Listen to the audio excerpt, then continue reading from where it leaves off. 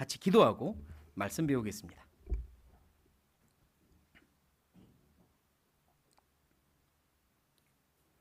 살아계신 하나님, 저희를 만드시고 저희를 구원하시고 저희 삶의 주인이 되어주셔서 감사합니다. 저 영원한 천국에 소망을 주시고 같은 소망을 가진 형제자매님들 영원한 가족으로 주셔서 감사합니다. 주님이 소중히 여기시는 주님의 몸된 교회 안에 저희들 있게 해주시고 지금까지 보호하시고 길러주신 은혜를 감사합니다. 때로는 참아주시고 기다려주시고 묵묵히 기도하시며 우리를 늘 사랑으로 덮어주신 하나님, 그리고 우리를 위해 가장 선한 길을 언제나 계획해 주시는 하나님 감사합니다. 이 땅을 살아가는 동안 하나님의 자녀답게 또 하나님을 기쁘시게 하며 살기 원합니다. 하나님의 기쁨이 우리의 기쁨이 되고 주님과 동행하는 삶이 우리 삶의 기쁨이 되기를 원합니다. 우리를 도와주시고 이끌어 주십시오. 이 시간 하나님의 말씀 앞에 모였습니다. 우리의 마음을 하나님의 것으로 채워주시고 힘을 얻고 위로받고 변화받는 시간 되게 도와주십시오. 이 시간 이 자리에 함께하지 않은 우리 형제자매님들 다른 어떤 곳에 있든지 그곳에서 주님을 기억하고 주님을 기뻐하고 또 주님께 기쁨을 드리는 그들의 삶이 되게 도와주십시오. 이 시간 처음부터 끝까지 하나님께 부탁드리며 예수님의 이름으로 감사하며 기도드립니다. 아멘. 우리가 주일날은 창세기를 가지고 배우고 있는데요.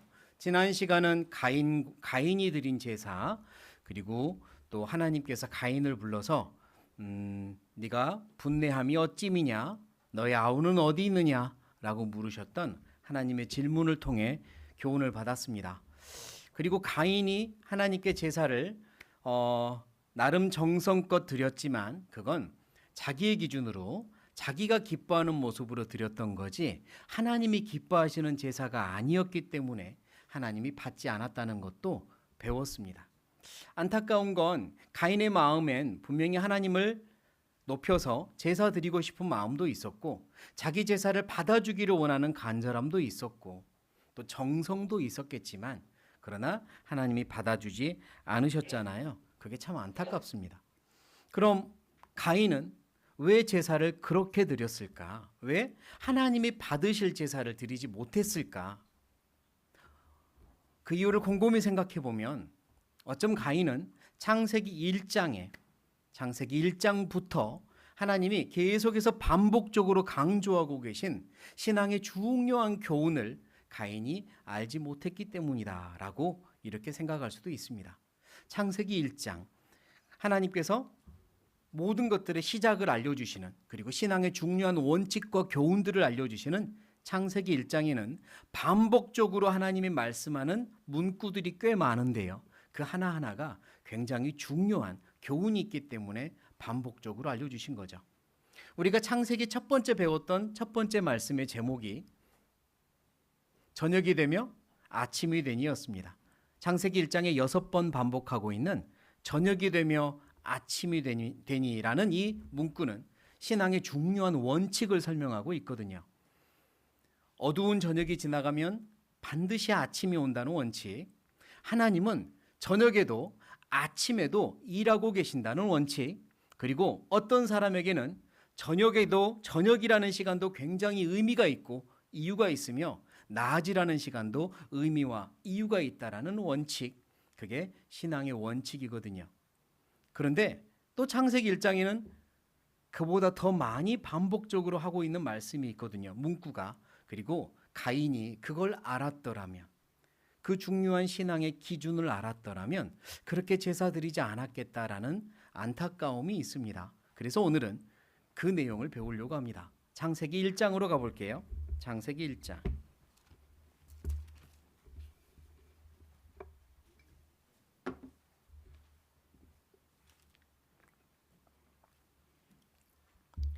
(4절입니다) 4절 제가 읽겠습니다. 그 빛이 하나님의 보시기에 좋았더라.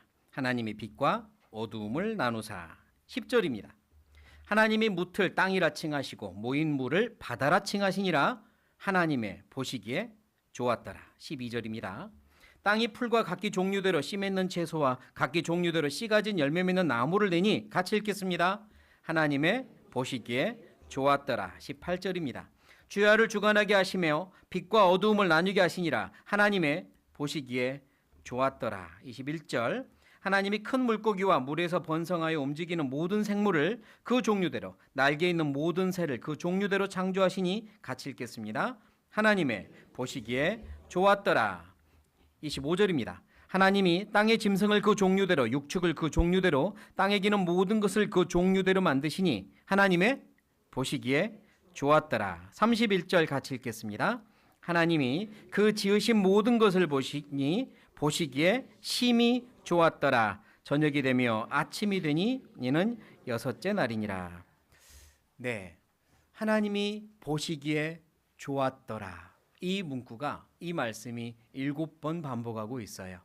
이건 굉장히 중요하기 때문에 반복했겠죠. 신앙의 중요한 기준을 알려주고 계십니다. 우리가 꼭 기억해야 될 신앙의 기준입니다. 어떤 일을 행할 때, 어떤 일을 시작할 때, 어떤 일에 대해서 확신이 필요할 때 늘 점검해 보아야 될, 통과해야 될 기준입니다.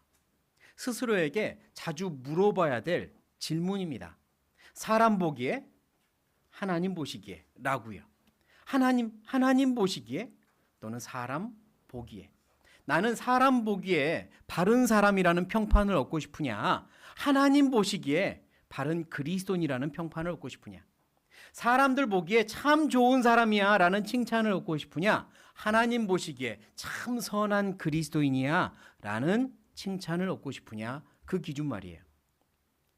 때로는 내가 나 보기에 마음에 안 들 수도 있습니다. 나라는 존재가, 나의 존재가, 나의 모습이 나 보기에 마음에 들지 않을 수 있어요. 그러나 하나님 보시기에는 어떨까? 우리는 시선을 바꾸고 기준을 바꿔야 되거든요. 하나님 보시기에.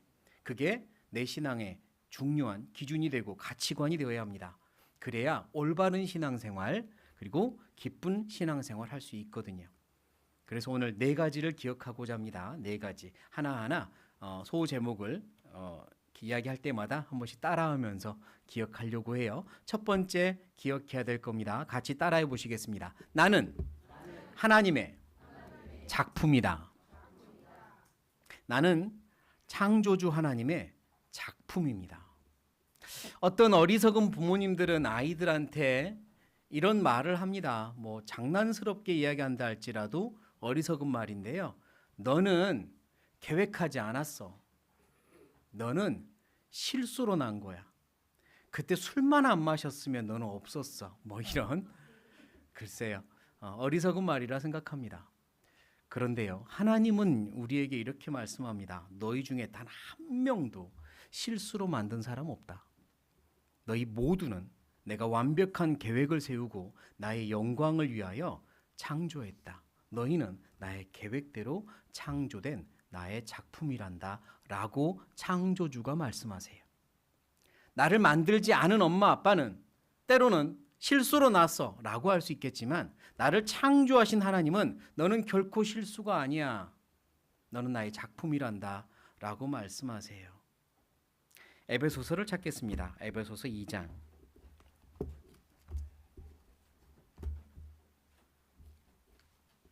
에베소서 2장입니다.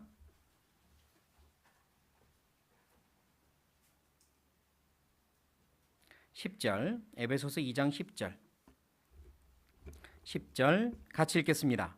우리는 그의 만드신 바라 그리스도 예수 안에서 선한 일을 위하여 지으심을 받은 자니, 이 일은 하나님이 전에 예비하사 우리로 그 가운데서 행하게 하려 하심이니라. 우리는 그 하나님의 무엇이라? 지으신 바라, 만드신 바라. 이 말의 원어적인 의미는 작품입니다. 걸작입니다. 너는 하나님의 걸작이란다 라고 하시는 거예요. 선한 계획을 가지고 지으심을 받았고, 이 일은 하나님이 언제 예비하사? 자, 말씀 10절. 이 일은 하나님이 언제 예비하사? 전에. 이 전에가 창세전에입니다. 언제 예비하사? 창세전에 예비하사 우리로 그 가운데서 행하게 하려 하심이니라. 하나님은 창조전부터 계획하시고 우리를 그렇게 만드셨어요. 하나님의 선한 계획대로. 그리고 작품이라 하십니다. 우리 중에 단 한 명도 불량품이 없다는 말씀이에요. 성경은 여기저기서 하나님과 나와의 관계를 창조물과 피조물, 알기 쉽게 토기장이와 토기로 많이 비유를 들어 말씀하세요. 토기장이 진흙을 가지고 빚어서 여러 가지 형태의 토기를 만드는 토기장이 말이에요. 이사야를 찾아보죠. 이사야 64장.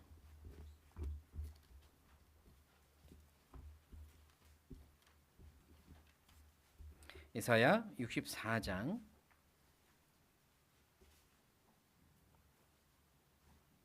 8절. 이사야 64장 8절.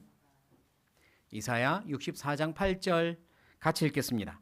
그러나 여호와여 주는 우리 아버지시니이다. 우리는 진흙이요 주는 토기장이시니 우리는 다 주의 손으로 지으신 것이라. 토기장이가 토기를 심혈을 기울여서 만들듯이 우리 하나님이 우리를 심혈을 기울여서 만들었습니다. 정성을 다해 계획 가운데 창조하셨어요. 우리 중에 단 한 명도 시험품도 없고요. 불량품도 없습니다. 다 작품이고 명품이고 걸작이라고 하세요. 그러니까 내 자신을 남들과 비교하며 스스로의 존귀함을 떨어뜨리지 마십시오. 다른 사람들을 내 눈으로 내 기준으로 평가하며 그들의 존귀함을 떨어뜨리지 마세요. 하나님 앞에 올바른 모습이 아닙니다. 하나님 앞에 내가 얼마나 존귀한 존재인지 알고 찾아야지 스스로 비교하면서 자기를 존귀함을 떨어뜨리면 안 돼요. 하나님이 창조한 수없이 많은 꽃들을 보세요. 크고 작고 알록달록하고 또는 한색이고 흰색이고 다양한 꽃들 서로 비교하면 우리의 눈으로 무엇이 더 예쁜 것처럼 보이고 어떤 건 덜 예쁜 것처럼 보일지 모르지만 그 꽃 하나만 놓고 보면 그렇게 예쁠 수 없습니다. 꽃 하나만 놓고 보면 그렇게 정교할 수 없어요. 비교하지 않아야 아름답습니다. 우리도 그래요. 비교하지 않아야 아름다워요. 많은 사람들은 각각의 예를 들면 집에 애완동물 또는 반려동물을 키웁니다. 개나 고양이처럼 일반적인 그런 반려동물도 있지만 어떤 사람은 뱀도 도마뱀도 예쁘다고 애완동물로 키워요. 비교하면 사랑스럽지 않을 수도 있습니다. 내 기준으로 보면요. 그러나 비교하지 않고 평가하지 않고 그들의 마음으로 보면 사랑스럽죠. 비교하지 않아야 평가하지 않아야 사랑스럽습니다. 우리도 그렇습니다. 내 자신을 스스로 비교하고 남들과 비교하고 평가하지 말고 창조주 하나님의 마음으로 나를 바라보셔야 돼요. 그래야 내가 얼마나 존귀한 존재이고 아름다운 존재이고 사랑스러운 존재인지 알 수 있습니다. 하나님은 모든 창조물을 계획 가운데 창조했어요. 꽃도 물고기도 짐승도 아까 잠깐 읽었던 창세기 1장에 각각 종류대로 각각 계획대로 창조하셨다고 했잖아요. 그리고 하나님은 그 계획대로 그대로 창조하셨고 보기에 심히 좋아하셨습니다. 사람은 더더욱 그렇죠. 하나님 보시기에 좋았더라, 하나님 보시기에 좋았더라, 하나님 보시기에 좋았더라 그렇게 말씀하시고 끝에 사람을 창조하신 후에 그 모든 창조물 가운데 딱 두시고 나니까 하나님 보시기에 한 글자가 더 들어가죠. 심히 좋았더라. 모든 창조물은 사람을 위해 그리고 사람은 하나님을 위해 창조되었기 때문에 사람이 딱 창조되고 사람을 거기 두니까 너무 좋으셨던 겁니다. 꽃도 물고기도 짐승도 허투루 창조하지 않으셨는데 사람을 실수로 창조했겠습니까? 그렇지 않습니다. 나도 나의 이 모습 이대로 하나님의 영광을 위해 창조했습니다. 그러니까요. 하나님은 나를 그렇게 작품으로 보시기 때문에 더 한 발짝 나아가서 내가 하는 모든 일들을 하나님은 기뻐하신다 이 말입니다. 간혹 우리 어르신들 댁에 신방을 갑니다. 또는 여러분들 이제 여러분들의 부모님들 어른들한테 또 집에 방문을 하죠. 그러면요 대부분의 어르신들 집에는 액자들이 있거나 벽에 그림들이 붙어 있습니다. 자, 그림이 붙어 있는 걸 생각해 보세요. 누구 그림? 1번 유명한 화가 그림, 2번 자기 손자 손녀 그림, 손자 손녀 그림. 부모님들 이제 갓 유치원에 다니는 아이들을 키우는 부모님들 집에 가면 대부분 벽에는 상당히 많은 작품들이 걸려 있습니다. 자기 자녀들 그림. 사실 뭘 그리는지도 모를 그림도 있어요. 그런데 부모들은 왜 그걸 걸어놓죠? 작품이니까. 이 아이들이 내 작품인데 이 아이들이 그린 것 역시 부모님 눈에는 작품이니까. 게다가 이 아이들이 이 그림을 가지고 와서 이거 엄마, 아빠, 할아버지, 할머니 드리려고 그린 거예요. 엄마, 아빠, 할아버지, 할머니 드리려고 만든 거예요. 이렇게 말하는 순간 그 작품은 이제 명품이 됩니다.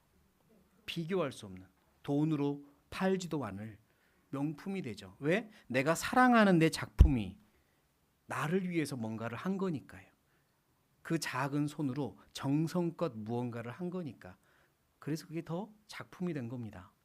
우리는요, 내가 하나님 보시기에 작품이기 때문에 내 작은 것으로, 내 적은 것으로 하나님을 위해서 하는 모든 것들은 하나님이 받으시는 작품인 겁니다. 하나님이 기뻐 받으시는 예배가 되는 거예요. 산 제사가 되는 겁니다. 우리는 그러려고 삽니다.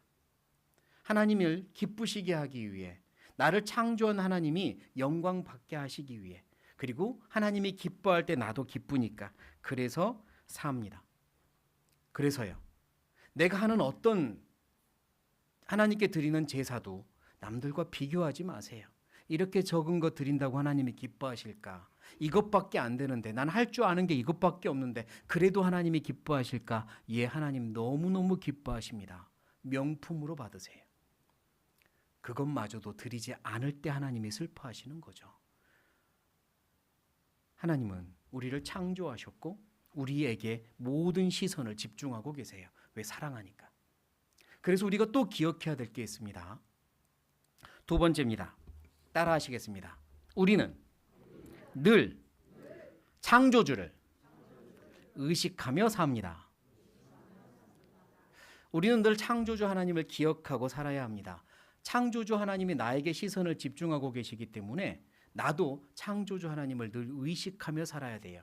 하나님을 의식하며 산다는 걸 네 글자로 신전의식이라고도 합니다. 하나님 앞에 내가 있다라는 뜻이에요. 직역하면 하나님 앞에 내가 있다. 그런데 신전의식, 이걸 저는 다르게 뜻풀이를 하고 싶어요. 따라해 보겠습니다. 나는 하나님의 계획을 이루는 걸작이다. 그게 신전의식입니다. 나는 하나님 앞에 있다 가 아니라 나는 하나님의 계획을 이루는 걸작이다. 그걸 기억하고 사는 게 신전의식이에요. 하나님을 늘 의식하고 살아야 합니다. 하나님이 나를 통해 어떤 일을 이루기 원하실까? 하나님이 나를 통해 기뻐하실까? 하나님의 그 계획이 이루어지면 좋겠다. 그 마음이요. 우리 요한복음을 찾겠습니다. 요한복음 12장.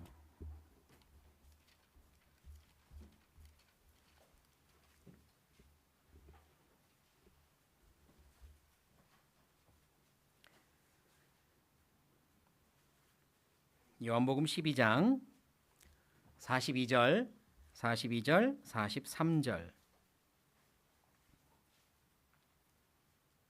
제가 읽겠습니다. 그러나 관원 중에도 저를 믿는 자가, 예수님을 믿는 자가 많되 바리새인들을 인하여 드러나게 말하지 못하니 이는 추례를 당할까 두려워함이라. 43절 같이 읽죠. 저희는 사람의 영광을 하나님의 영광보다 더 사랑하였더라. 매우 슬픈 말씀입니다. 예수님도 이것 때문에 매우 슬퍼했고 아파하셨어요. 예수님을 믿기는 믿는데 드러내서 믿음을 표현하지 않아요. 왜? 예수님을 미워하는 바리새인들, 그들이 두려웠기 때문에, 그들을 시선을 의식했기 때문에, 그들 안에서 좋은 사람이고 싶었기 때문에, 그들과 어울리고 싶었기 때문에 예수님을 믿는다는 믿음을 드러내지 않습니다. 하나님 보시기에 좋은 사람은, 바른 사람은 되고 싶은 마음이 적었기 때문에, 사람 보시기에, 하나님 보시기에 둘 사이에서 갈등할 때 여기 있는 많은 유대인들은 사람 보기에를 선택한 겁니다. 사람의 영광을 하나님의 영광보다 더 중요하게 여겼어요. 그래서 결국은 믿음을 표현하지도 않았고, 또 예수님이 배척받을 때 예수님을 배척하는 사람들 사이에 서 있었겠죠. 이게 너무 슬픈 겁니다. 그들 역시 신앙의 중요한 기준, 중요한 가치관을 잃어버리고 산 겁니다. 하나님 보시기에, 사람 보기에. 사실 우리의 자녀들 올바로 키워야 합니다. 어려서부터요, 올바른 가치관 심어줘야 돼요. 특별히 그리스도인 가정에서 자라는 아이들은 정말 올바른 가치관으로, 신앙 기준으로 살아야죠. 하나님 보시기에, 사람 보기에 뭐가 더 중요하냐 이겁니다. 한국의 교육, 이 조금 잘못된 거 하나를 찝으라면 전 이 부분을 찝고 싶은데요. 어려서부터 남들을 의식하고 남들을 신경 쓰게 만듭니다. 남들을 신경 쓰는 사람이 예의 바른 사람인 것처럼 그렇게 많이들 배워요. 그래서 늘 하는 말 중에 그게 묻어 있습니다. 하나님 보실 때 얼마나 어떻게 생각하겠니? 이게 아니라 네 엄마 아빠가 어떻게 생각하겠니? 뭐 이렇게 생각하게 만들잖아요. 그리고 심지어 엄마 아빠가 아이들을 야단칠 때는 어떤 이야기를 하냐면, 내가 남 어째서 못 살겠다? 남 부끄러워서 못 살겠다. 남한테 부끄럽대요. 너 때문에 남들한테 내가 부끄럽대요. 남사스러워서, 들어보셨어요? 남사스러워서 못 살게. 남사스럽다가 무슨 뜻이죠? 넘사시럽. 그러니까 그게 무슨 뜻이냐고요. 남 부끄럽다 같은 말이고, 남에게 우세스럽다, 이게 남사스럽답니다. 남들한테 우세스럽다, 남 부끄럽다, 뭐 이런 이야기들을 하면서 계속해서 남을 의식하게 만들어요. 창피해서 얼굴을 못 들겠다, 이것도 역시 남을 의식하게 만들죠. 아, 내가, 우리 엄마 아빠가 남들에게 창피하게 만드는 존재구나, 이렇게 만들잖아요. 그게 굉장히 잘못된 거죠. 그리스도인의 가정은 그러면 안 되는 겁니다. 하나님이 어떻게 생각하겠냐? 하나님이 많이 슬퍼하실 거야. 하나님은 너한테 큰 계획을 가지고 있단다. 네가 지금이라도 바른 길을 걷기를 원하셔. 하나님의 마음을 전해줘야 되는데 그렇지 않아요. 엄마 아빠의 마음도 제대로 전한 게 아니에요. 그냥 남들 보기에 너는 지금 부끄러운 존재다, 이렇게 전하고 있잖아요. 잘하라고 격려할 때도 또 그런 표현이 있습니다. 잘해, 열심히 해, 네 후회하지 않도록 열심히 해봐, 이러면 되는데, 뭐한 듯이? 뭐란 듯이? 보란 듯이 해봐. 이게 보란 듯이가 잘못된 표현이에요. 누구 보란 듯이요? 남들 보란 듯이 잘해보라고. 그러니까 네가 스스로 만족해도 안 돼. 남들이 볼 때 만족스러워야 잘하는 거야 라는 잘못된 의식을 심어줄 수 있잖아요. 왜 보란 듯이 잘합니까? 이왕에 보란 듯이란 말을 하려면 하나님 보실 때 충분하다, 하나님 보실 때 잘했다 싶을 정도로 해봐, 그럼 돼, 이렇게 해줘야죠. 그리스도인의 가정은요. 그런데 계속해서 잘못된 어떤 가치관을 심어줍니다. 남을 의식하게 만들죠. 그래서 사람 보기에, 하나님 보시기에, 이 두 문장 앞에서 잘못된 고민을 하는 겁니다. 그리스도인은요, 사람 보기에가 아니라 하나님 보시기에 이 의식을 가지고 살아야 합니다. 하나님을 의식하며 살았던 몇 사람을 좀 찾아보겠습니다. 짧게 창세기입니다. 창세기 39장.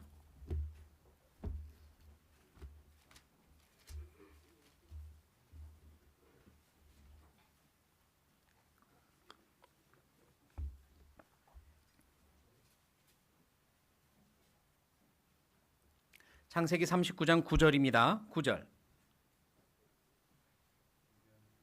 9절 제가 읽겠습니다. 이 집에는 나보다 큰 이가 없으며 주인이 아무것도 내게 금하지 아니하였어도 금한 것은 당신뿐이니 당신은 자기 아내임이라.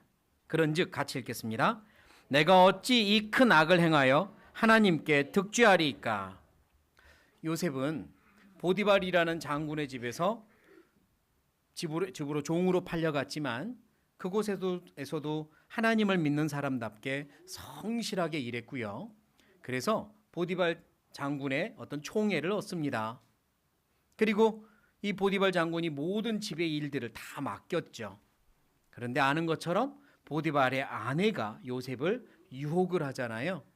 그때 요셉이 하는 말, 내 위에 보디발 장군이 있고 보디발 이분이 나에게 모든 걸 다 맡겼지만 당신만은 금했습니다. 그러나 그가 한 말은, 그 후에 한 말이 더 중요하죠. 그러나 내가 어찌 이 큰 악을 행하여 누구에게 득죄하리까? 하나님께 득죄하리까? 그러나 요셉은 보디발 장군보다 더 두려워하는 분이 있었습니다. 하나님이요. 내가 당신하고 죄를 지으면 보디발 장군에게도 죄를 짓는 거지만 나는 그보다 더 무서운 분이 있는데 하나님입니다. 하나님께 죄를 짓습니다. 그럴 수 없습니다. 그러니까요, 요셉은 팔려갔지만 하나님을 믿지 않는 나라, 하나님에 대해서 들어볼 수 없는 나라로 팔려갔지만 여전히 그분의 마음, 요셉의 마음엔 하나님이 계셨고요. 나는 하나님의 계획을 이루는 걸작이다. 지금도 하나님의 계획이 이루어지고 있다는 마음으로 신전의식으로 산 겁니다. 그래서 이 큰 악을 하나님 앞에서 지을 수 없다라고 말한 거죠. 요셉은 하나님을 의식했습니다. 늘 하나님을 의식했어요. 사무엘상도 찾아보죠. 다윗입니다. 사무엘상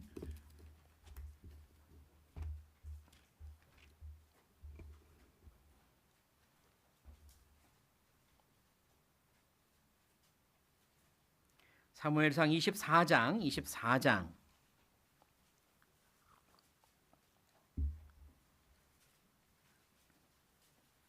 사무엘상 24장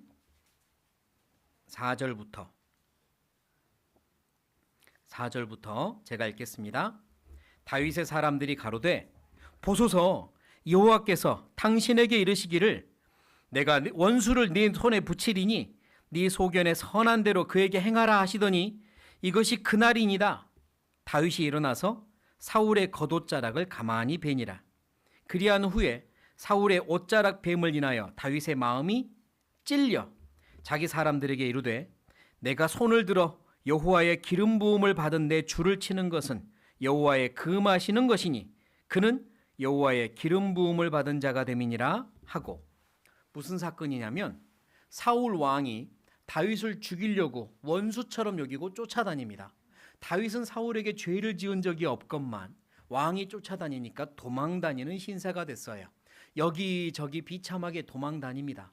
그러다 어느 날 다윗이 있는 굴에 사울이 잠깐 들어왔고요. 잠깐 누워서 낮잠을 자는 사이에 그 더 깊은 속에 있던 다윗과 부하들이 그 모습을 본 겁니다. 그리고 부하들이 다윗에게 간청하죠. 왕이시여, 지금이 하나님이 주신 기회입니다. 지금 사울을 죽여야 왕이 삽니다. 이건 하나님이 주신 기회입니다. 하나님이 주신 겁니다라고 계속 이야기해요. 근데 다윗은요, 다가가서 옷자락만 살짝 뵙니다. 옷자락만. 나중에 사울한테 자기는 사울 왕을 죽일 마음, 반역할 마음이 전혀 없다는 걸 증명하려고요. 하지만 옷자락을 베놓고도 마음이 찔렸어요. 하나님이 기름 부음을 주신 왕이 사울입니다. 그가 잘했든 잘못했든, 지금 잘하고 있든 잘못하고 있든 하나님이 기름 부어서 세운 왕이에요. 하나님이 세운 왕이니까 하나님이 폐위도 시키겠죠. 하나님이 세운 왕인데 자기가 가서 옷자락을 자른 거 가지고 너무 마음이 찔린 거예요. 왜냐? 다윗의 마음에는 늘 누구를 의식하는 마음이 있어요? 하나님을 의식하는 마음이 있으니까요. 사울이 자기를 죽이려고 해도 더 두려운 분이 있는데 하나님이에요. 하나님이 자기 목숨 가져가면 언제든지 가져가는 거예요. 하나님이 자기 목숨 보존하면 사울은 절대로 다윗 죽이지 못해요. 지금 이 상황도 하나님의 거룩한 계획을 이루는, 걸작을 이루는 그 시간일 뿐이고요. 그 계획 속에 살고 있거든요. 그래서 다윗은 옷자락을 뱉지만 그것도 찔려 했습니다. 왜? 하나님이 다윗의 마음에 늘 있었거든요. 다니엘도 찾겠습니다. 다니엘서 3장입니다.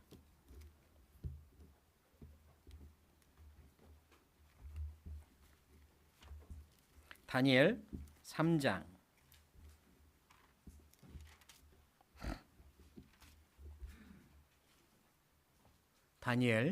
3장 28절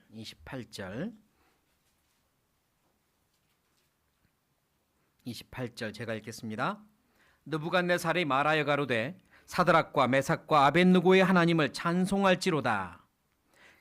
같이 읽겠습니다. 그가 그 사자를 보내사 자기를 의뢰하고 그 몸을 버려서 왕의 명을 거역하고 그 하나님 밖에는 다른 신을 섬기지 아니하며 그에게 절하지 아니한 종들을 구원하셨도다. 여기 느부갓네살 왕이 어느 날 명령을 발표하고 자기가 만든 신상에게 절하거나 섬기지 기도하거나 예를 표하지 않은 사람들은 다 불에 던져 죽인다라고 명령을 했는데 다윗의 세 명의 친구, 믿음의 친구 이 세 명, 사드락, 메삭, 아벳느고 이들은 그렇게 하지 않았거든요.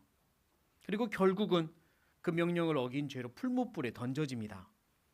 근데 느부갓네살 왕이 이 세 명의 친구를 살리려고요 계속 회유를 합니다. 지금이라도 내 말을 들어라.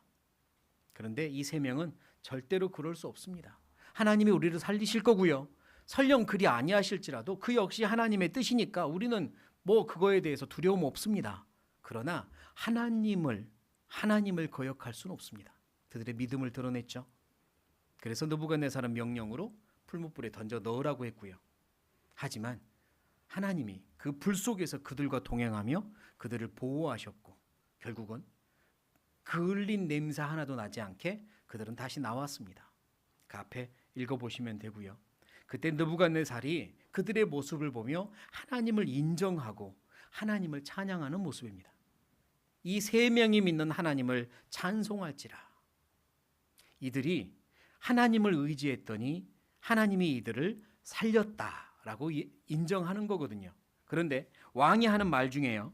자, 다시 한번 28절을 보시면 중간에 그가 그 사자를 보내사 자기를 의뢰하고 하나님을 의뢰하고 그 몸을 어째서 버려서 왕의 명을 거역하고 그 하나님 밖에는 다른 신을 섬기지 아니하며 이 세 명의 친구가 어떻게 했냐면 자기 몸을 버려서라도 왕의 명령은 거역했고 하나님을 따랐습니다. 하나님이 그 마음에 있는 자는 하나님을 계속 의지하고 의식하는 자는 하나님의 거룩한 뜻이 내 삶을 통해 이루어지기를 진심으로 바라는 자는 자기 몸을 버려서라도 세상의 명령은 쫓지 않습니다. 자기 몸을 버려서라도 잘못된 유혹에 빠지지 않습니다. 자기 몸을 버려서라도 사람을 기쁘게 하려고 사람에게 인정받으려고 하나님께 등 돌리지 않습니다. 자기 몸을 버려서라도 그렇게 삽니다. 그게 하나님을 의식하며 살아가는 사람들의 공통된 신앙이죠. 그 신앙의 가치관이 내 마음에 새겨져야 돼요. 하나님 보시기에입니다. 사람 보기에가 아니라 사람들에게 칭찬을 받아도 사람들에게 인정을 받아도 하나님 보시기에 어떨까입니다. 하나님 보시기에도 내가 인정받을까? 하나님 보시기에 기뻐하실까? 그게 더 중요합니다. 그렇게 신앙의 기준을 세우고 신앙의 선택을 하면 하나님이 책임지십니다. 하나님이 보호하세요. 하나님이 하나님의 계획을 이루어 가십니다. 틀림없이 그렇게 하세요. 이들은 무언가를 해서 무언가를 드려서 하나님을 기쁘시게 한 게 아니에요. 이들은 무언가를 하지 않아서 하나님을 기쁘시게 했습니다. 산 제사란 꼭 아벨처럼 양을 잡아 드려야만 산 제사 아닙니다. 무언가를 하지 않았을 때도 산 제사예요. 하나님이 받으시는 산 제사. 하지 말아야 될 걸 하지 않을 때, 유혹을 이겨낼 때, 죄로부터 이겨낼 때 그것도 산 제사가 되는 겁니다. 하나님은 그것도 기쁘게 받으세요. 우리는 그렇게 하나님이 기뻐하시는 산 제사를 드릴 하나님의 자녀들이고요. 어떤 마음으로 드려야 되냐? 늘 하나님을 의식하는 마음으로. 골로새서입니다. 골로새서 3장.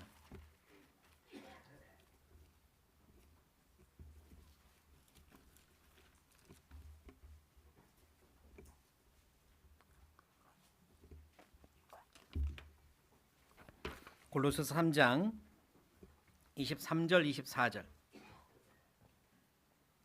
23절 24절 찾으셨습니까? 같이 읽겠습니다. 무슨 일을 하든지 마음을 다하여 주께 하듯 하고 사람에게 하듯 하지 말라. 이는 욥의 상을 주께 받을 줄 알미니 너희는 주 그리스도를 섬기느니라. 무슨 일을 하든지 주님께 하듯 하면 하나님이 받으십니다. 무슨 일을 하는 것만 포함하는 게 아니라 하지 않는 것까지 포함시켜도 됩니다. 하나님이 받으시는 건 무언가를 하는 것뿐만 아니라 하지 말아야 될 걸 하지 않는 것까지 받으시니까요. 내가 하나님께 드릴 것이 없다. 나는 약하다. 남들과 비교해서 할 게 없다. 그래서 제사를 못 드리는 거 아닙니다. 하지 말아야 할 걸 안 하는 것도 하나님이 받으시니까요. 얼마든지 우리는 제사를 드릴 수 있어요. 그렇게 사는 겁니다. 하나님의 선한 계획을 위해 하나님의 영광을 위해 계획하고 창조했다 그랬죠? 하나님의 영광을 위해 나를 이렇게 창조했어요. 그 말의 의미는 좀 더 나아가면 나는 이 모습으로 하나님의 영광을 위해 살 수 있다는 겁니다. 하나님의 영광을 위해 이렇게 창조됐으니 하나님의 영광을 위해 살 수 있다는 거예요. 하나님이 나를 통해 받고 싶은 영광이 있으십니다. 내가 그렇게 살지 않는 거예요. 드릴 수 있는 게 없어서가 아니고 능력이 없어서가 아니고 하나님은 나를 딱 하나님의 계획대로 창조했고 계획대로 인도하시는데 내가 그렇게 살지 않는 거예요. 나는 하나님 보시기에 하나님 앞에서 살고 있는지 사람 보시기에 사람 앞에서 살고 있는지 돌아보셔야 됩니다. 점검해 봐야 돼요. 자, 세 번째 기억할 겁니다. 세 번째입니다. 또 따라 하시죠. 나의 창조주는 나의 갈 길을 지금도 설계하신다. 창조주 하나님이 나를 창조해 놓고 끝 하고 뒷짐지신 게 아니라는 의미입니다. 하나님의 영광을 위해 나를 창조하신 하나님은 계속해서 앞으로도 영원히 내 삶을 계획해 가세요. 계속해서 꾸준히 가장 선한 길로 영광스러운 길로 계획해 가세요. 왜요? 창조주시니까. 나를 사랑하는 창조주시니까. 그리고 영원 속에 계신 분이니까. 나를 절대로 놓지도 포기하지도 않으십니다. 항상 선한 계획을 세우셔요. 왜 내가 이렇게 태어났는지, 내가 왜 이렇게 살아왔는지, 또 지금 나에게 왜 이런 일이 있는지 끝까지 가봐야 합니다. 어디까지 가봐야 한다고요? 끝까지 가봐야 합니다. 끝을 아는 것과 끝을 보는 거는 같은 말일까요? 다른 말일까요? 끝을 안다, 끝을 본다. 같은 말, 다른 말? 다른 말입니다. 고맙습니다. 끝을 아는 것과 끝을 보는 것은 다른 말이에요. 끝까지 가봐야 끝을 아는 겁니다. 끝까지 가서 봐야 끝을 아는 거지. 끝까지 가보지 않아 놓고 에이, 뻔해, 결말이 뻔해. 내 인생의 결말은 뻔해. 이건 틀린 겁니다. 끝을 알지도 못하면서 다 아는 것처럼 그렇게 하면 안 돼요. 끝장을 본다는 말이 있어요. 끝장을 본다. 누가 제일 많이 하는 말이죠? 끝장을 본다는 말이 어디서 나온 말일까요? 저는 사실 화투판에서 나온 말인 줄 알았어요. 끝장을 본다는 말이.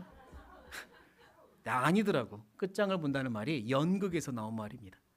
연극의 마지막 장까지 가봐야 아는 거다. 끝장을 봐야 아는 겁니다. 인생도 마지막이야. 내 마지막 장까지 가봐야 아는 거죠. 지금은 모릅니다. 왜 내가 이렇게 살았는지, 지금 나에게 왜 이런 일이 있는지 끝까지 가보셔야 알아요. 그래서 끝까지 가보십시오. 끝까지 가보지 않은 채로 지금 서서 내가 끝을 아는 것처럼 행동하지 말라는 이야기입니다. 스스로 포기하지 말라는 이야기입니다. 아무것도 없다고 기대를 접지 말라는 이야기입니다. 창조주 하나님을 믿으시라는 말씀입니다. 창조주 하나님은 지금도 나를 위해 가장 선한 길을 계획하고 계십니다. 내가 가는 길과 다른 사람이 가는 길이 달라요. 그건 너무 당연합니다. 꽃들의 모습이 다르듯이 길도 달라요. 저분이 가는 길과 내가 가는 길이 달라요. 너무 당연합니다. 하나님은 다양한 모습으로 영광을 받으셔야 돼요. 그들이 살아온 방식과 내가 살아온 방식이 달라요. 그러니까 비교할 필요가 없습니다. 비교가 안 되는 거예요, 사실. 중요한 건 내 길을 걷는 겁니다.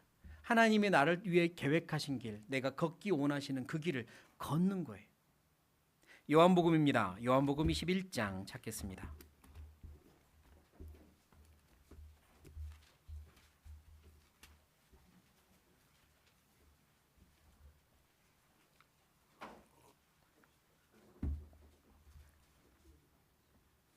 요한복음 21장 18절부터 제가 읽겠습니다. 내가 진실로 진실로 네게 이르노니 젊어서는 네가 스스로 띠띠고 원하는 곳으로 다녔거니와 늙어서는 네 팔을 벌리리니 남이 내게 띠띠우고 원치 아니하는 곳으로 데려가리라. 이 말씀을 하심은 베드로가 어떠한 죽음으로 하나님께 영광을 돌릴 것을 가리키심이로라.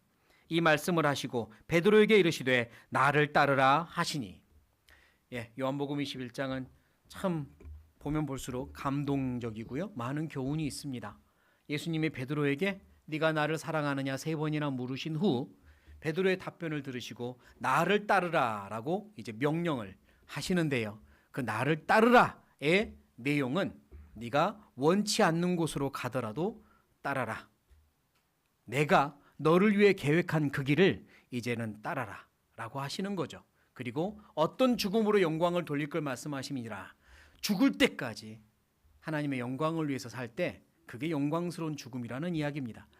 베드로에게 앞으로 죽을 때까지 따라라. 내가 너에게 원하는 길을 따라와라 라고 하시는 겁니다. 그래서 베드로가 그 말을 듣고 마음의 감사함으로 받은 후에 질문을 하나 합니다. 20절 베드로가 돌이켜 예수의 사랑하시는 그 제자가 따르는 것을 보니 예수의 사랑하시는 그 제자는 요한, 이 요한복음의 기록자 요한입니다. 요한이 따르는 것을 보니 그는 만찬석에서 예수의 품에 의지하여 주여 주를 파는 자가 누구니까 묻던 자라라. 이에 베드로가 그를 보고 예수께 여짜오되 주여 이 사람은 어떻게 되겠삼나이까? 자, 베드로가요 갑자기 궁금한 게 생겼어요. 요한, 제가 가는 길은 그렇다고 말씀하셨으니까 제가 원치 않는 길로 가고 원치 않는 방법으로 죽고 그렇게 하신다고 말씀하셨는데요. 이 사람은 어찌 될까요? 라고 요한에 대해서 묻습니다. 그러자 예수님이 뭐라고 대답하시냐면 22절입니다. 22절 같이 읽겠습니다.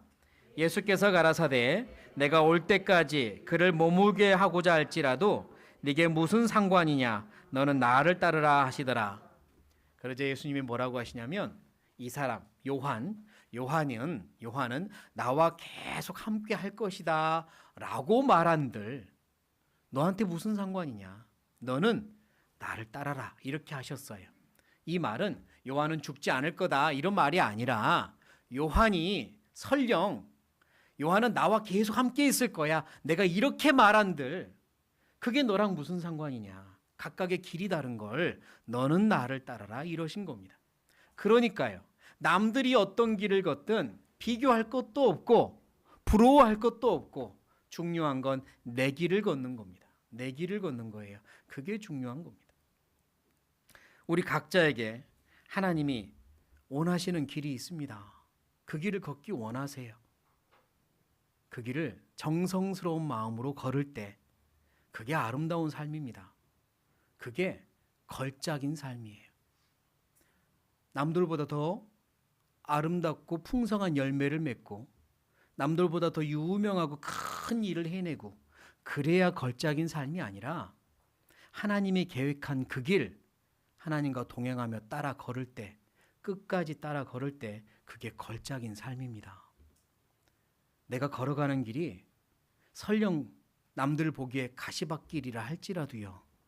예수님이 걸어가신 길보다 가시밭길은 없고요.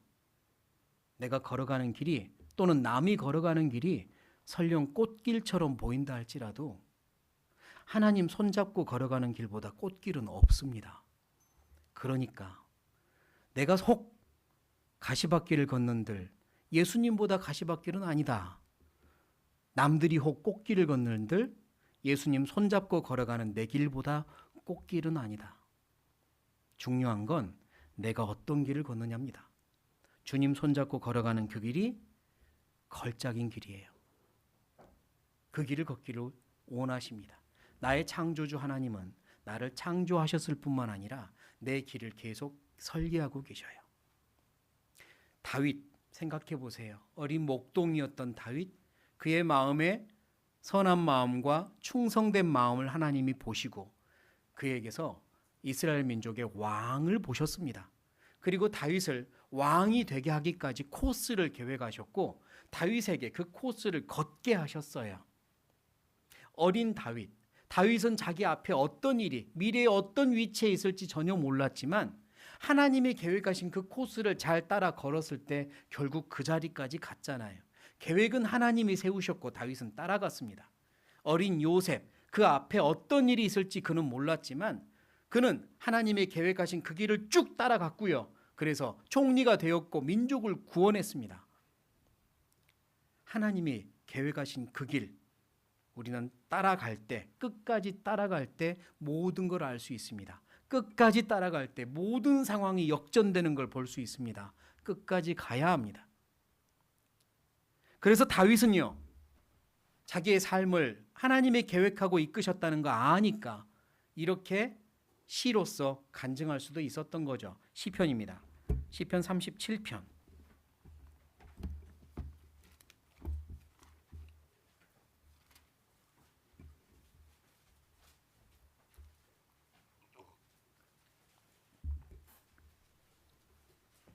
시편 37편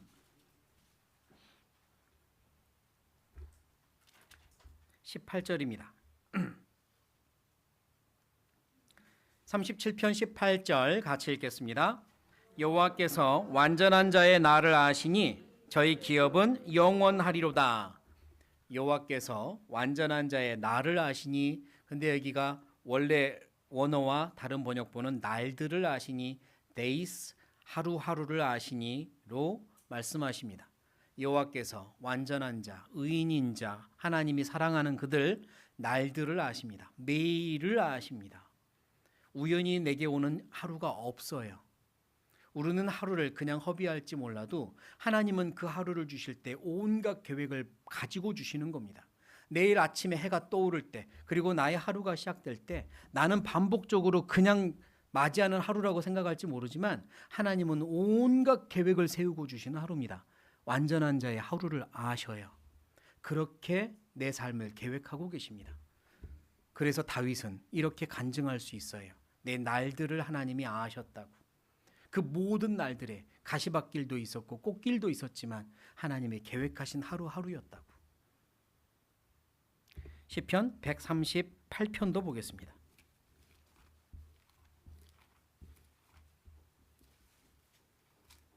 138편 8절. 시편 138편 8절 같이 읽겠습니다. 여호와께서 내게 관계된 것을 완전케 하실지라. 여호와여, 주의 인자하심이 영원하오니 주의 손으로 지으신 것을 버리지 마옵소서. 역시 다윗의 시라고 위에 써 있죠. 여호와께서 내게 관계된 것을 완전케 하실지라.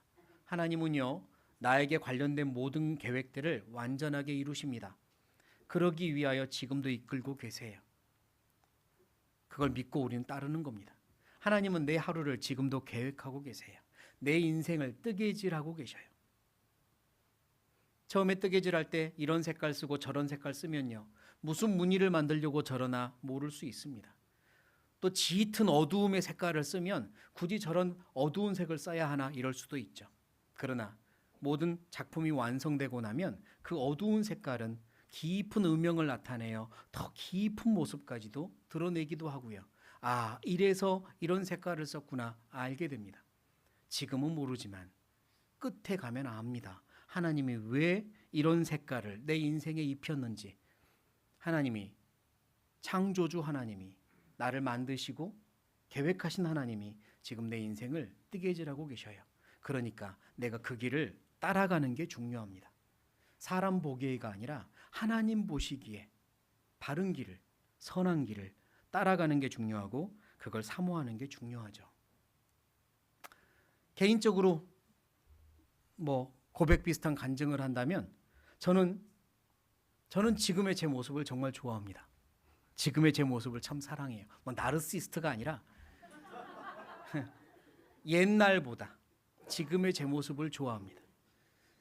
만약 누가 나한테 뭐 10년 전으로 20년 전으로 돌아가게 해주겠다 만약 물어본다면 지금 가지고 있는 내 지혜와 내 인격, 내 성품 이걸 가지고 돌아간다면 고맙다고 돌아갈 마음이 있지만 그거 없이 다시 그냥 그때 그 모습 그대로 돌아간다면 저는 안 돌아갈 겁니다.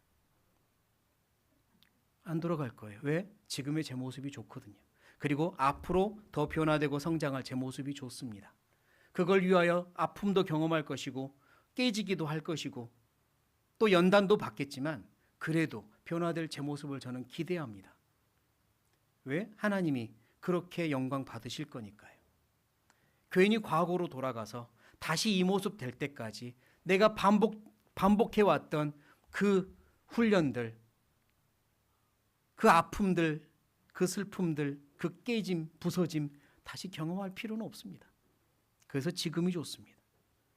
그리고 앞으로 변화될 제 모습을 기대하고요. 하나님을 믿습니다. 저를 계속해서 변화시켜 가실 것을 믿습니다. 여러분도 그럴 겁니다. 지금까지 변화시켜 오셨고 앞으로도 그럴 거예요. 중요한 건 내 고집으로 사람들 시선 따라 살 거냐, 하나님의 계획 믿고 따라갈 거냐, 그게 중요한 거죠. 하나님 계획 믿고 따라가면 분명히 하나님은 하나님의 일을 이루실 겁니다. 큰 일을 이루실 거예요. 혹자는 이런 걱정을 할 수도 있습니다. 내가 그때 큰 실수, 큰 잘못을 했거든요. 그때 큰 실수, 큰 잘못을 했는데요. 그때 내가 만약 그걸 하지 않았더라면 지금 다른 모습으로 하나님을 위해 더 잘 살 수 있지 않았을까?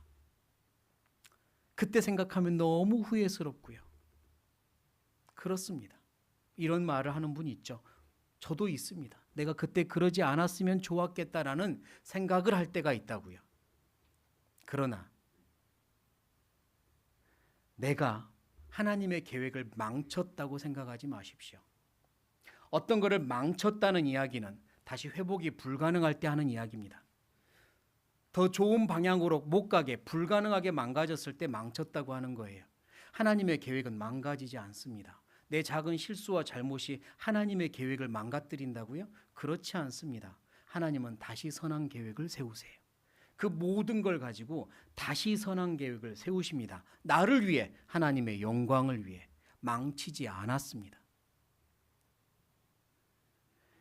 혹자 어떤 그리스도인은 이렇게 말해요. 하나님께는 쓰레기통이 없다. 왜냐? 하나님은 모든 걸 모아 작품을 만드시기 때문이다. 맞아요. 하나님은 쓰레기통이 없습니다. 내가 실수했다고 생각하는 그 조각들까지도 하나님은 모아서 하나님의 작품을 만들어 가시기 때문이에요. 하나님의 선한 계획을 다시 이루어 가시기 때문입니다. 에레미야입니다. 예레미야 찾겠습니다. 18장.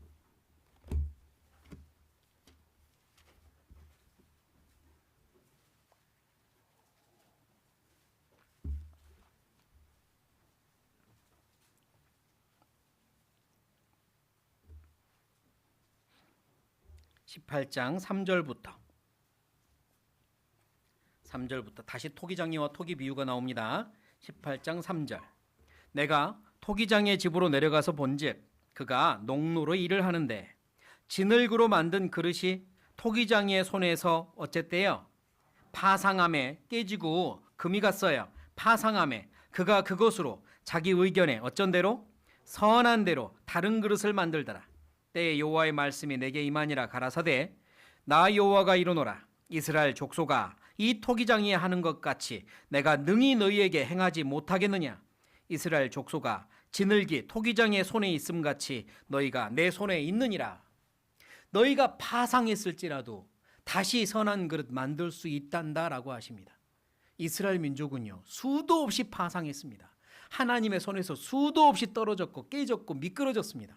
그러나 하나님은 여전히 선한 계획을 세워 다시 그들을 통해 영광 받으세요. 그래서 진흙이 토기장의 손에 있음 같이 너희는 내 손에 있다라고 하시잖아요. 그리고 우리에게도 말씀합니다. 너희는 내 손에 있다. 너의 인생에 미끄러졌다고, 실수했다고 그걸로 포기하거나 절망하지 말아라. 내가 선하게 만들 거다. 내가 선하게 다시 만들 거다. 너를 위해 선한 계획을 세우고 있단다 라고 하세요. 그때 왜 그런 일이 나한테 있었냐고요. 제 간증을, 저를 보면 저는 이렇게 말할 수 있습니다. 저한테 그런 아픔이, 그런 잘못이, 그런 실수가 있었던 이유는 저는 그게 그럴 수밖에 없는, 그것밖에 안 되는 그런 인격체였기 때문입니다. 저는 지금의 내가 있기까지 그게 반드시 필요했던, 그 경험이 필요했던 사람이기 때문입니다. 그게 있었기 때문에 제가 있는 거예요. 만약에 그때 그런 잘못이 없었으면 살면서 그런 잘못을 나는 또 했을 겁니다. 지금의 내가 있기까지. 지금의 내가 있으려고. 나는 그 정도의 사람이었어요. 내가 뭐가 얼마나 엄청나게 뛰어난 사람이라고 그 정도도 없이 지금의 내가 있기를 바라지 마십시오. 그러나 그럼에도 불구하고 하나님이 그 모든 조각들을 모아서 나를 만들고 계시고 나를 위해 선한 길을 계획하고 계셔요. 그게 하나님 특기입니다. 조각들 모아서 선한 것 만드시는 것. 모든 것을 합력해서 하나님의 선한 뜻 이루시는 것. 그게 하나님 특기세요. 로마서입니다. 로마서 8장.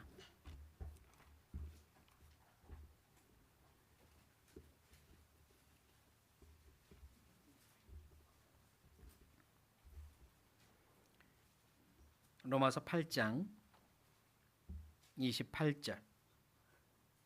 로마서 8장 28절. 같이 읽겠습니다. 우리가 알거니와 하나님을 사랑하는 자 곧 그 뜻대로 부르심을 입은 자들에게는 모든 것이 합력하여 선을 이루느니라. 모든 것이 다 모아져서 선을 이루십니다. 좋은 것만, 보기 좋은 것만 모아져서 선을 이루시는 게 아니에요. 파편들까지도 다 모아서 하나님은 선을 이루십니다. 내가 왜 그때 그랬을꼬? 그렇게 한탄만 하지 마세요. 지금 하나님은 그걸 가지고 이미 선한 계획을 세우고 나를 이끌고 계시니까 그때 그것들이 내가 더 성장하는 디딤돌로 삼으시면 되는 겁니다. 늪에 빠지지 마세요. 과거라는 늪에 빠지지 마세요. 디딤돌로 삼으세요. 하나님이 그렇게 하시는 분이니까. 하나님은 땅에 떨어진 나귀 턱뼈 가지고도 삼손의 힘에 손에 들려 1000명의 군사를 무찌르게 하셨고, 땅에 떨어진 나뭇가지 하나로도 모세의 손에 들려 홍해를 가르게 하고 엘리사의 손에 들려 연못에 빠진 도끼가 떠오르게 했습니다. 하나님은 땅에 떨어진 어떤 것도 하나님의 능력으로 크게 역사할 수 있는 분이세요. 나도 마찬가지입니다. 나를 들어서 하나님의 영광을 위해 사용하기 원하세요. 그러니까 하나님과 동행하는 게 맞죠. 하나님께서는 모든 게 가능한데 내 눈으로, 내 기준으로, 내 평가로 불가능하다고 주저앉지 마세요. 그것도 틀렸습니다. 하나님께는 모든 것이 가능합니다. 하나님의 선한 것을 이루기 위하여 모든 것이 가능합니다. 내가 하나님 손 붙잡으면 하나님은 일하십니다. 에스겔 찾아보죠. 에스겔 37장. 에스겔 37장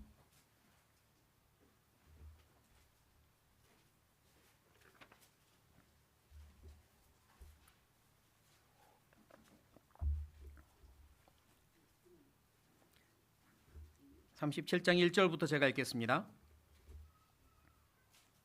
여호와께서 권능으로 내게 임하시고 그 신으로 나를 데리고 가서 골짜기 가운데 두셨는데 거기 뼈가 가득하더라. 나를 그 뼈 사방으로 지나게 하시기로 본즉 그 골짜기 지면에 뼈가 심이 많고 아주 말랐더라. 3절 같이 읽겠습니다. 그가 내게 이르시되 인자야 이 뼈들이 능히 살겠느냐 하시기로 내가 대답하되 주 여호와여 주께서 하시나이다. 네, 37장은 물론 전체 맥락상 이스라엘 민족의 죽은 것만 같았던 이스라엘 민족이 부활하는, 민족의 능력이 힘이 부활하고 하나님 보시기에 거대한 군대가 되는 모습을, 미래의 예언을 환상으로 보여준 것이지만 1절, 2절, 3절에서 교훈을 하나 얻고자 해서 읽었는데요. 엘리사는, 여기 에스겔은 정말 믿음의 사람입니다. 환상 중에 뼈가 가득한 걸 보여주며 하나님이 물으시죠. 엘리사야, 이 뼈가 살겠느냐? 그냥 사람의 눈으로는, 사람의 기준으로는 이게 어떻게 삽니까? 그게 답이겠지만 하나님의 기준으로는 답이 달라집니다. 뭐라고 대답했습니까? 주여와여 주께서 아시나이다. 주께서 아십니다. 주님이 아십니다. 주님이 살리시면 사는 거고 주님이 허락지 않으시면 살지 못합니다. 그게 하나님께서 원하시는 답이죠. 신앙이 그렇습니다. 남들이 안 된다고 다 안 되는 거 아니에요. 내 속에서 내 생각이, 내 판단이, 내 경험이 그건 안 돼! 라고 말한다고 안 되는 거 아닙니다. 하나님이 뭐라고 하시냐 이거예요. 하나님은 가장 선한 분입니다. 나를 통해 선한 일을 이루기 원하시고 영광받기 원하세요. 하나님이 원하시면 뭐든 가능합니다. 제가 어떻게 살아야 될지 가르쳐 주십시오. 이 상황에서 내가 어떻게 해야 될지 가르쳐 주십시오. 비록 모든 것이 불가능해 보이는 상황이지만 하나님께서 하시면 모든 건 이루어진다 믿습니다. 제가 어떻게 해야 됩니까? 가르쳐 주십시오. 그게 맞습니다. 하나님은 나를 위해 언제나 선한 계획을 세우고 계시니까. 네 번째 기억해야 될 겁니다. 따라 하시겠습니다. 그러므로 하나님이 기뻐하시는 작품이 됩시다. 하나님이 기뻐하시는 작품, 하나님이 기뻐하시는 걸작의 삶을 살아야겠습니다. 창세기입니다. 창세기 1장.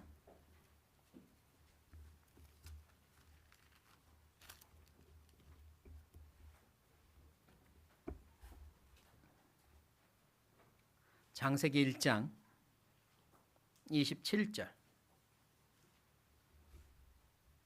27절 같이 읽겠습니다. 하나님이 자기 형상 곧 하나님의 형상대로 사람을 창조하시되 남자와 여자를 창조하시고. 하나님이 우리를, 사람을 하나님의 형상대로 영적인 존재로 창조하셨습니다. 그래서 31절에 보시기에 심히 좋았더라 라고, 심히, 지극히 좋았다고 말씀하실 수 있었어요. 사람은 다른 창조물과는 다릅니다. 하나님의 형상을 닮았기 때문이죠. 그래서 우리를 보실 때 더 기뻐하시는 겁니다. 그렇다면 우리가 하나님 보실 때 정말 기쁜 존재로구나 라는 존귀함을 얻을 뿐만 아니라 이제 책임도 얻어야 돼요. 나는 하나님을 닮아서 살아야 되는구나. 하나님을 닮은 형상으로 창조되었잖아요. 그러면 그렇게 살라는 겁니다. 하나님의 형상을 닮아서 살아야 합니다. 예수님처럼 살아야죠. 사람들처럼 사는 게 아니라 주변 사람들을 롤 모델로, 주변에 성공한 사람, 부자 된 사람을 롤 모델로 사는 게 아니라 예수님을 롤 모델로, 성경의 신앙의 훌륭한 인물들을 롤 모델로, 그리고 성경에서 알려주시는 하나님의 성품을 닮아서 살 때 하나님이 기뻐하십니다. 우린 그렇게 살기 위해 창조된 거고요. 하나님을 닮아서 살아야겠습니다. 성경 안에 하나님을 닮아서 사는 법이 나와 있고 말씀 속에서, 교제 속에서 계속 배우고 있으니까 배운 대로 계속해서 적용시켜서 변화시켜서 살면 하나님을 닮아서 살 수 있습니다. 고린도후서입니다. 고린도후서 5장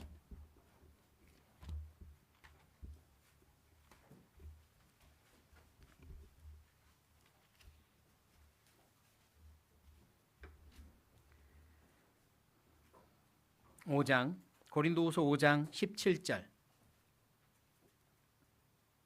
같이 읽겠습니다. 그런즉 누구든지 그리스도 안에 있으면 새로운 피조물이라 이전 것은 지나갔으니 보라 새 것이 되었도다. 그리스도 안에 있으면 새로운 무엇이라? 피조물이라. 우리는 구원받을 때 한 번 창조됐고요. 태어날 때 한 번 창조되었고요. 엄마 뱃속에서 한 번 창조되었고요. 구원받을 때 두 번째 새로운 피조물이 됩니다. 그러니까 우리는 두 번째 창조된 거예요. 내 몸이 새롭게 창조된 게 아니라 내 영혼이 새로워진 거죠. 새로운 피조물처럼 새로운 창조물처럼 이제 새롭게 살아야 합니다. 구원받기 전에는 모든 인생은 구원받게 하기 위하여 하나님이 계획을 세우고 이끄십니다. 모든 인생에 하나님이 간섭하시고 관여하시는 건 구원받게 하기 위해서요. 그러면 구원받은 이후에는 끝이냐? 아닙니다. 새로운 피조물이라. 이제는 하나님과 동행하고 하나님의 영광을 위해 살도록, 하나님을 기쁘시게 하고 하나님을 기뻐하며 살도록 그렇게 하나님이 계획을 세우시고 이끌어 가셔요. 이제 우리는 그렇게 사는 겁니다. 하나님이 기뻐하시는 삶, 하나님과 동행하는 삶이요. 그때 하나님 앞에서 영광을 얻을 겁니다. 그게 하나님이 기뻐 받으시는 산 제사고요. 우린 그렇게 살아야 합니다. 그러려면 신앙의 기준이 명확해야 돼요. 하나님 보시기에. 따라해 보겠습니다. 하나님 보시기에. 하나님 보시기에. 지금까지 어떻게 살아왔든 다시 새로운 마음을 가지는 겁니다. 집안에서의 생활도요. 그냥 나름 열심히 살아왔겠지만 마음을 새롭게 하나님 보시기에 이건 내가 드리는 선한 제사다. 회사 일도 열심히 해왔겠지만 남들이 볼 때 열심히 하는 거야. 그걸 위해서 하는 게 아니라 이제부턴 하나님 보시기에 하나님이 받으시는 선한 제사다. 그래서 열심히 한다. 마음이 바뀌는 거죠. 누구를 만나든 하나님 보시기에 그 마음으로 모든 일을 정성스럽게 하면 하나님이 받으십니다. 끝으로 갈라디아서 1장입니다. 갈라디아서 1장.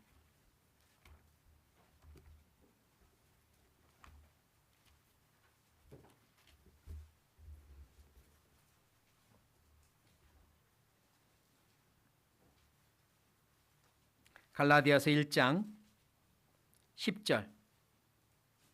제가 중학교 1학년 때 우리 분반 선생님한테 받은 말씀, 그 이후로 마음에 박혀있는 너무나 귀한 말씀입니다. 1장 10절 같이 읽겠습니다. 이제 내가 사람들에게 좋게 하랴, 하나님께 좋게 하랴, 사람들에게 기쁨을 구하랴. 내가 지금까지 사람의 기쁨을 구하는 것이었다면 그리스도의 종이 아니니라. 내가 사람에게 좋게 하랴, 하나님께 좋게 하랴, 사람들에게 기쁨을 구하랴. 질문해 보시기 바랍니다. 내 스스로에게 이렇게 하면 사람들이 기뻐할까? 하나님이 기뻐하실까? 이렇게 하면 하나님이 기뻐하시는 걸까? 늘 기준으로 삼고 하면 좋겠습니다. 하나님이 기뻐하시는, 그리고 하나님을 기뻐하는 우리의 삶이 걸작인 삶이 되었으면 좋겠습니다. 같이 기도하겠습니다.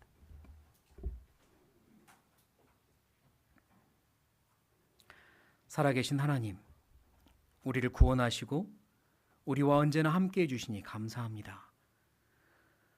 기다려 주시고 참아 주시고 용서해 주시고 은혜 베풀어 주시고 선한 계획을 세워 이끌어 주시니 감사합니다. 주님의 은혜와 사랑이 있어서 지금 우리가 이 자리에 있다는 거 잘 압니다. 앞으로의 남은 인생도 하나님이 이끄시는 대로 따라가기 원합니다. 하나님의 선한 계획이 이루어지고 하나님이 기뻐 받으시는 그런 삶이 되기 원합니다. 도와주십시오. 우리의 마음, 우리의 생각 주장하시고 하나님의 뜻대로 변화시키시며 성장하게 해주십시오. 이 자리에 함께하지 못한 우리 형제자매님들 어디에 있든지 일일이 기억해 주시고 붙잡아 주시고, 혹시 몸이 아프거든 속히 낫도록 도와주시고, 마음이 힘들거든 하나님께서 위로하시고 치유해 주시며 다음번엔 함께 기쁨으로 만나 교제할 수 있도록 도와주십시오. 이 자리에 머리 숙인 우리 중에도 간절한 기도의 제목이 있다면 가장 선한 길로 응답으로 보여주시고 도와주십시오. 이 시간 이후 각자 가는 모든 여정에 그 길에 함께하여 주시고 하나님이 영광 받으시는 삶을 살도록 도와주십시오. 모든 걸 감사드리며 예수님의 이름으로 기도드립니다. 아멘.